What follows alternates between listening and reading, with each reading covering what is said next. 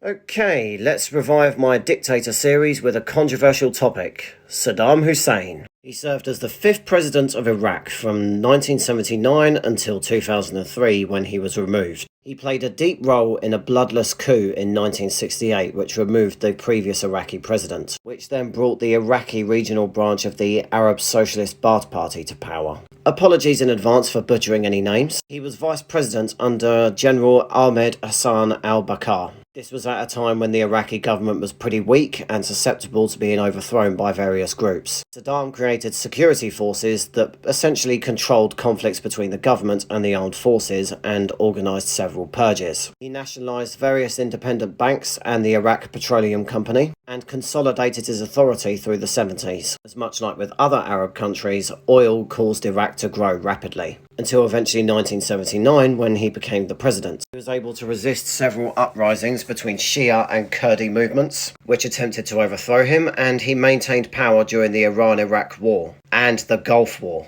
Unfortunately, whether people like it or not, the man did run a very authoritarian government, marked by dozens of human rights abuses and a body count that goes up as high as 250,000 arbitrary killings. Not to mention the invasions of Iran and Kuwait. But at the same time, this does not justify what the charmless puppets George Bush and Princess Tony Blair did. In 2003, the US and the UK launched a coalition to topple the Iraqi government and remove Saddam Hussein from power, after the false accusation that Iraq possessed weapons of mass destruction. Prior to the war, Saddam Hussein wasn't a very popular man internationally. Members of the international community, particularly the United States, continued to see Saddam as an unhinged tyrant and saw him as a threat to the stability of the region. I want you to remember that because we'll come back to it. George Bush declared that there was an axis of evil consisting of Iran, North Korea and Iraq, claiming that it plotted to develop anthrax, weapons of mass destruction and nerve gas. And a UNSC resolution was passed which demanded Iraq give immediate, unconditional cooperation.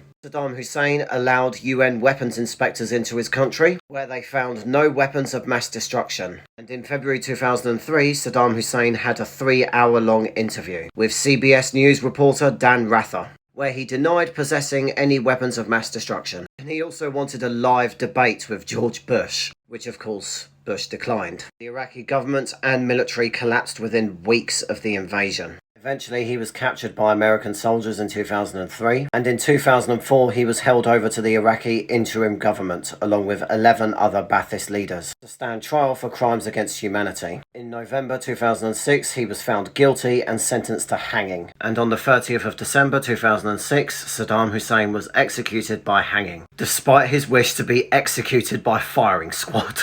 Which begs the question, what kind of man sits there and goes, "Nah, I don't fancy being hung. Can you just line me up against a wall and shoot me?" So Saddam Hussein was seen by the international community and the United States as a threat to the stability of the region.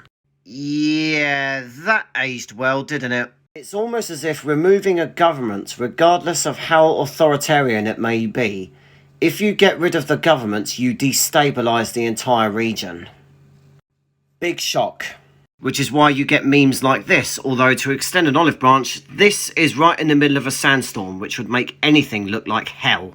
Baghdad 6 weeks prior to US liberation, Baghdad 6 weeks after the liberation. Much like with Colonel Gaddafi's Libya, as we've discussed previously, removing the leader of the government, suddenly the country descends into chaos. So once again, I'm repeating the points I've said many times. I completely disavow the Iraq War, and I'm a firm believer that George Bush and Princess Tony Blair should be tried for war crimes, and they should be punished in similar fashion to Saddam Hussein. But one thing I will say about Saddam Hussein, much like Gaddafi, the man had drip. I like to refer to him as the man who had many styles, as far as dictator chic goes anyway. He could do soldier, president, military general, mafia boss / gangster, Ted Kaczynski, businessman, and my personal favourite, the shotgun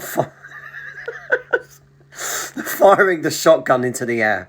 I don't know what the hell the context is to this, and I don't care. So there you have it, Saddam Hussein, the biggest collective Western foreign policy fuck-up.